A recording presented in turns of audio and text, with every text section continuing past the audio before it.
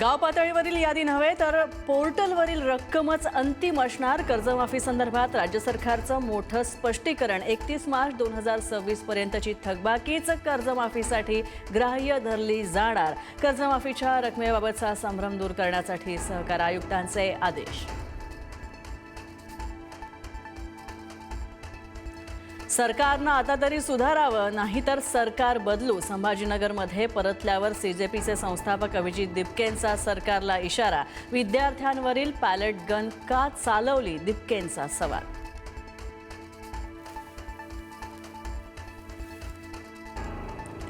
गृहमंत्र्यांनीच विद्यार्थ्यांवर लाठीचार्जचे आदेश दिले होते। नीट पेपरफुटी आणि आंदोलनावरील चर्चेच्या दरम्यान राहुल गांधींचे आरोप। राहुल गांधींनी पुरावा द्यावा अन्यथा माफी मागावी। किरेन रिजिजू यांची राहुल गांधींवर टीका।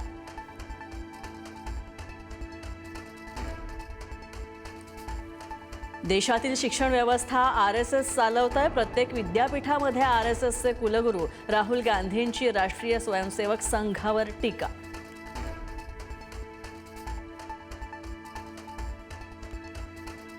पंतप्रधानांबाबत जेनझी वापरत असलेली भाषा सहन करणार नाही। भाजपच्या खासदार कंगना राणावत पुन्हा बरळल्या।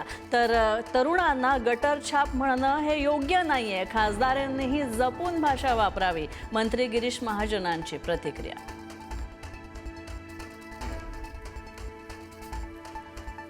लोकसभेमध्ये परीक्षा सुधारणा विधेयक आवाजी मतदानानं मंजूर। विरोधकांच्या गदारोळामध्येच विधेयकाला मंजुरी।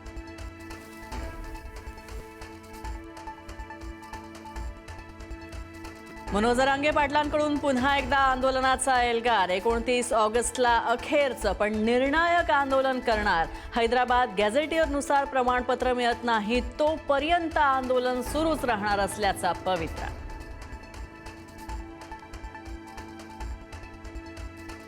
पुणे विद्यापीठामध्ये बोगस पदव्यांचं रॅकेट कार्यरत असल्याचा आरोप। 3 लाखांमध्ये बीकॉमची डिग्री देण्याची ऑफर। एका रिक्षा चालकाच्या सतर्कतेमुळे पदव्यांचा बाजार आला उघडकीस।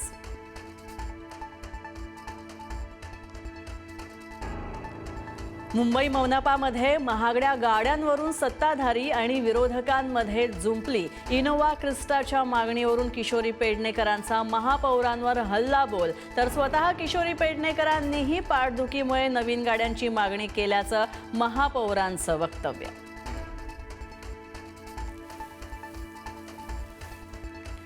एफडीएची नजर आता शाळांमधल्या कॅन्टीनवर। शाळेबाहेरील 50 मीटरच्या अंतरापर्यंत HFSS युक्त पदार्थ विकण्यावर बंदी। तर शाळेची वर्षातून 2दा अन्न सुरक्षा तपासणी सुद्धा होणार। अन्न व औषध प्रशासन आयुक्त तुकाराम मुंढेंची मागणी। 2 कोटींचं बक्षीस असलेला माओवादी नेता मिसिर बेसराला करण्यात आली अटक। CRPF आणि झारखंड पोलिसांची संयुक्त कारवाई। धनबादच्या जंगलामधून घेतलं ताब्यात। बेसराच्या अटकेमुळे नक्षलवादी चळवळीला खीळ। पाकव्याप्त काश्मीरमध्ये निवडणुकांच्या दरम्यान भीषण हिंसाचार। पाक लष्कराच्या गोळीबारामध्ये 30 आंदोलकांचा मृत्यू। 50 पेक्षाही जास्त जखमी। संपूर्ण POKमध्ये कलम 144 लागू। इंटरनेट सेवा बंद।